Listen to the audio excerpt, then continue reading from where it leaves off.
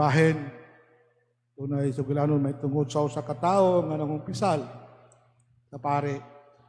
Nung sa pasaylo ako pader kay akong gibira ang pisi sa mong silingan. Yun ang pare nga, dili man sala lang mabira kag pisi. Pero pader, yun ang tao, ang pisi man ko sa tumoy sa pisi, doon ay kabaw. Nya ang kabaw, nagbira po og kangga. Yang kangga, doon ay sulod nga tulok ka sakong bugas.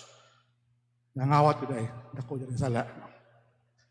Ay so ang Kristo, ang pangutana ni Pedro, Ebanghelyo karon kay Jesus, Ginoo, makapila ba makasala kanako ang akong isigataw o ako gyapon sang pasayloon? Makapito ba?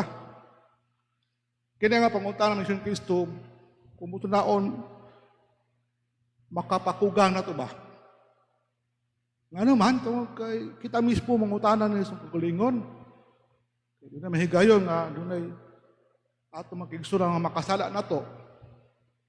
Dahil na kasalang sala, bitaw nga magbalik-balik. Kanon ay buhaton, ngani ka na to. Kapila ba na ako pa sa iluon siya? Mga na pangutana. Mangutana ta ining maong pangutanaha, tungod kay ang atong tawhanong kinaiya, our human nature, magbutang mga limit, may utlanan ba? Sa tanang mga butang. We are against, our human nature against the idea sa pagpasaylo nga way utlanan. Di ta kasabot, anak. Mga na kasagaran, kaatong kahuyang, tungkol sa atong tawhanon laging kinaiya. Pero sa Isus, sa Ebanghelyo, klaro kayo na magsugo ka nato nga pasayloon ang atong isig kaingon, dili kay makapitura, kundi kapituan, kapito. Kasabot, pagpasaylo nga way hunong o pagpasaylo nga kinasing-kasing gayon. To forgive from the heart. O na kung tungutanan ta, unsa man nato paghimon ini. Nahan si Jesus naghatag og kining sambingay aron mas klaro pa alang kanato ang sugo niya sa pagpasaylo nga way utlanan. Ato na dungog ang sambingay no mahitungod sa maong kining usa ka sulugoon nga nakahulam sa amog dako kayo nga kantidad unya wa sa ikabayad ngayo kanang pasaylo unya ang among taon pulos kaluoy ipapas pasayloon ka kalimutan nato ang imong utang kaluoy ang agalon maong taon paggawas niya iyang nahibalag ang iyang kaubang sulugoon nakautarin tawag pila ra ka pisos nagpakiluoy pod pero usay gibuhat gilabdi gituok ipupugos og bayad antod nga nakabayad taon ang maong sulugoon ipapariso man siya pagkaybaho sa amo nini ipatawag tong maong panyaga nga sulugoon way puangod nga sulugoon iyang ikasabaan yung mayo. Huwag man na ipapriso tungod kay wala siya maluoy. Naluoy mangani ang agalon kaniya nga dako kay sa utang. Siya nga giutangan lang pipila ka piso sa iyang kaubang sulugon, wa mo pasay. Ang hinundan ngano nga kita pagpasaylo nga way utlanan tungod kay kita gipasaylo naman sa Ginoo sa kanunay ug hangtod santod. Because God has forgiven us always and forever. Kung butang kaluyan ta sa Ginoo ini kamatay na to, nan kinahanglan ta magpakitag kaluoy usab ni adto mga tao nakapasakit ka nato samtang buhi pa ta. Di ba mao nitong giampo ang isunan panahon sa amahan namo pag-abot sa punto nga pasaylo kami Ginoo. Ingon nga kami nagapasaylo sa among isig kaingon. Kung Atong lang taon pagbalik ang maong sambingay, kaingon taw siya na feeling ba nga, kung makasala ta, makapasakit ta sa Ginoo. O imposible man eh. How can we hurt God when God is eternal and all-powerful? Ginuugol siya, walay katapusan o labihan kagamhanan. Agig tubag kining pangutanaha, makatabang kining analogy. Kung makainundom ta, doon ay sikat kayo nga estatwa ang gihimo si Michelangelo dito sa Vatican sa Roma. Gitawag ni Pieta. Kailan na nakabahaw mo tayo ng Pieta nga estatwa. Estatwa ni Birhen Maria, di iniyang gisapnay ang patay lawas sa anak si Jesus. Hinimo kini ni Michelangelo. Sikat kami siya nga estatwa. Maunay kasagaran dayuhon at tuon sa mga turista dito sa Vatican, sa Roma. Pero, usa kadlaw na, dunay buang nga tao. Iyang giguba. Ibungkag niya ang maong kita. Ibungkag niya. Ang pangutana, ipasakitan ba sa buang si Michelangelo? Natural, wala. Wala. Intact yapon si Michelangelo. Pero, gibungkag sa maong buang ang binuhat ni Michelangelo. Tungod niya ana, si Michelangelo karon gihikawan na sa pagdaig sa mga tao. Ingon ini ang buhaton sa sala ngani kanato. Kung kita makasala, di mamasakitan ng Ginoo, ginuugol siya. Apan, ang iyang himaya dinhi sa kalibutan, bikunhod, makuhaan. Tungod kay ang sala, magbungkag mo sa binuhat sa Ginoo. Pag human og guba sa baong kita, sa nabungkag ng kini siya, kisugdan og kining ayo sa mga eksperto ang maong kita.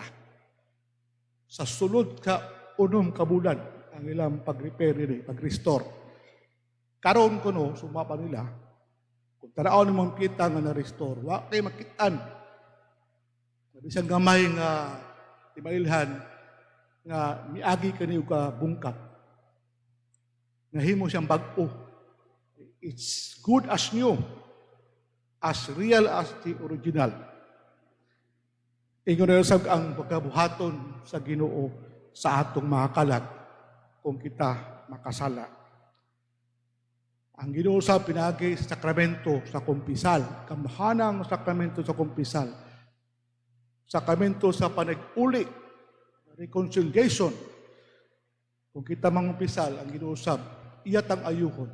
Iuli ta sa orihinal nato nga kahimtang. Pasaylo ang mga sala, mahimutang bag-o na usab. Sa kapare nagpaambit ng Igsoon ng Kristo, nga lisod ka nato ang pagpasaylo, tungod kay nagunahuna ta, atong gisabot nga ang pagpasaylo, usa ka pagbati. We understand forgiveness as a feeling. Pero dili man pagbati ang pagpasaylo. It has nothing to do with feeling. Kung buta mo pasaylo. Kaya ang pagpasaylo dahil, Igsoon ng Kristo, usa ka desisyon. Usa ka desisyon nga angay natong buhaton. So, kung mupasaylo ta, di ta maingon ka, di kung mupasaylo ni mo, kay di pa na ako feel. Di pa na ako feel bang ang mupasaylo, sakit pa kayo. Di pa na ako feeling ang mupasaylo, di kung mupasaylo ni mo. Hindi na tinuod. Kaya ang pagpasaylo, usa na ka desisyon, whether or not you feel like it, whether or not, gibati ni mga di ka gustong pasaylo, nasakitan pa ka, pasaylo mo, pasaylo yun ka. Ang tinong nga pagpasaylo, dili pagbati. Ang sakit igali, gipahamtang sa uban, kanato, kato nakasala batok kanato ang sakit niini magpabilin tingali jud. Ug dugay pa tingali jud maayo. Apan, if we wait for complete healing, kung magpaabot ta sa hingpit nga pag-ayo, nan ang pagpasaylo usab dugay ug dugay gayud pahitabo. Kay gusto man ta nga magpaabot ta nga mabuha jud ang maong sakit. Hinunumi ang atong Hesus Kristo wala sa mosulti. Sige ha, unyag maayo na ka, unyag mawa na ang sakit, mahimo na ka mapasaylo. Ato yung duman nga ang sugo ni Jesus sa pagpasaylo, simple o walay kondisyon. Pasaylua sila. Maura. Pasaylua sila. Hinudumi nga ang niadto mga hingutas ug sakit nga mga gutlo dito sa cross. Gilitok ni Jesus ang mga pulong sa pagpasaylo. Wala niya karilitok ka sa dihang nawala na ang maong sakit. Samtang gibati pa niya ang tumang kasakit, diha bilitok si Jesus, Ginoo pa sa ilua sila, kay wala sila masayod sa ilang gibuhat. Muna nga musumpay po sa pangutana po, kasagaran tigaling mo samok sa atong unahuna ba?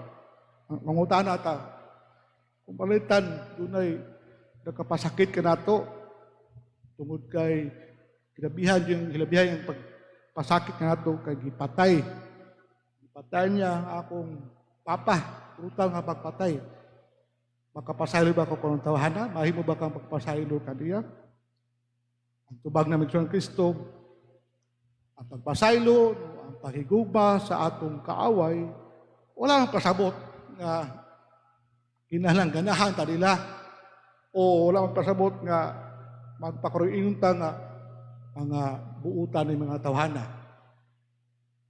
Dili ang pagpasaylo o paghigugma sa atong mga kaaway nagpasabot nga we wish them well.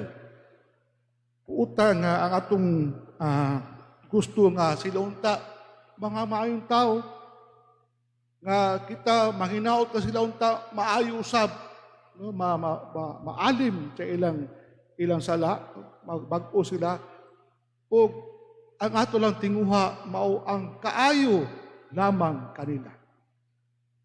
To wish that they were not bad, to hope that they may be healed, and to will only goodness for them.